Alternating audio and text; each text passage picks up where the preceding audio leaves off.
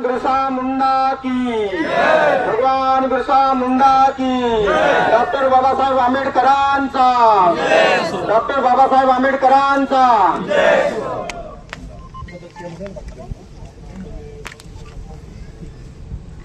आदिवासींच्या आरक्षणाच्या मध्ये घुसू पाहणाऱ्या बंजारा आणि धनगर समाजाला विरोध करण्यासाठी आज या जव्हार नगरीमध्ये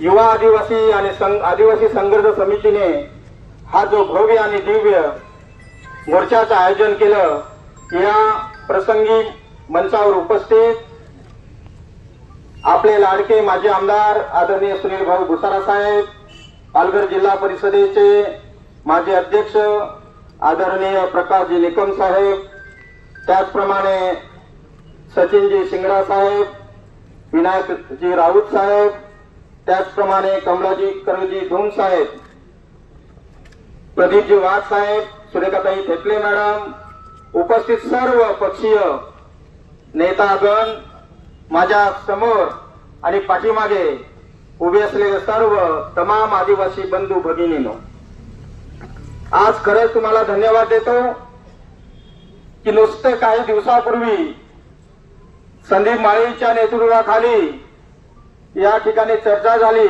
आणि आपल्या समाजाला आव्हान केलं आणि तुम्ही सगळे लगेच जागृतीने या ठिकाणी पाऊस असताना सुद्धा आलात, त्याबद्दल तुम्हा सगळ्यांना मी मनापासून धन्यवाद देतो।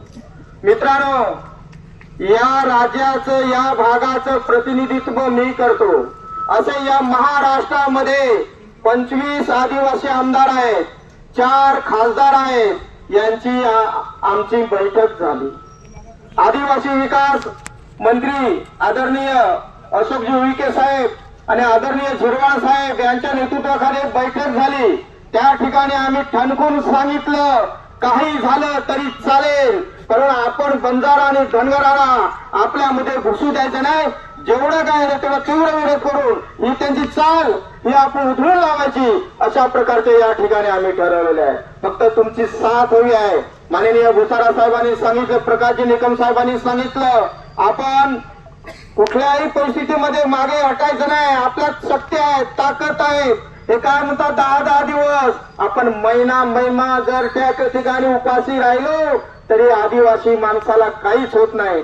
त्यामुळे तुम्ही काही काळजी करू नका। आम्ही या ठिकाणी या मोर्चाच्या निमित्ताने मी तुम्हाला वचन देतो, जर वेळ आली तर त्या ठिकाणी आम्ही महाराष्ट्राचं अधिवेशन बंद पाडू, त्या ठिकाणी हे होणार नाही, सगळे एकत्र होऊन, परंतु आदिवासीमध्ये बंजारा आणि धनगराला घुसून देणार आहे। फक्त तुमची साथ हवी आहे। आज आहे याच्यापेक्षा दुप्पटी तिप्पटीने त्या ठिकाणी साथ हवी आहे। फक्त नाही, याच्यासाठी आपल्याला लढायचं आहे।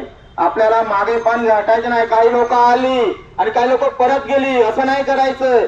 आपण सगळ्यांनी एकत्रितपणे या ठिकाणी जेव्हा तुमची साथ असेल तेव्हा आम्ही नेते मंडळी त्या ठिकाणी पुढे जाऊ आणि म्हणून अशाच प्रकारचे साथ द्या। आम्ही तुमच्या पाठीशी आहोत। आता आम्ही या ठिकाणाहून 15 जण या ठिकाणी प्रांत अधिकारी आहेत, त्या प्रांत अधिकारी मॅडमला हे आपलं निवेदन, आपलं जे म्हणणं आहे, आपल्या ज्या मागण्या आहेत ह्या आपण त्या ठिकाणी घेऊन जातो आहोत।